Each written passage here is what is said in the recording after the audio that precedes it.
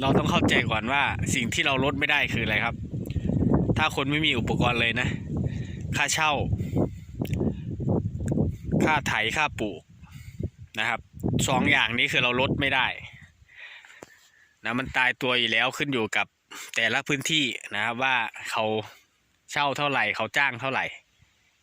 นะมันตายตัวนะครับตัวนี้เราลดไม่ได้ส่วนตัวนะครับที่เราจะลดได้ก็คือการใช้ท่อนพันธุ์นะครับใช้ปุ๋ยใช้ยาซึ่งสูตรของผมนะครับการปลูกของผมเนี่ยการจะลดได้หรือไม่ได้มันก็ขึ้นอยู่กับ ระยะนะครับระยะการปลูก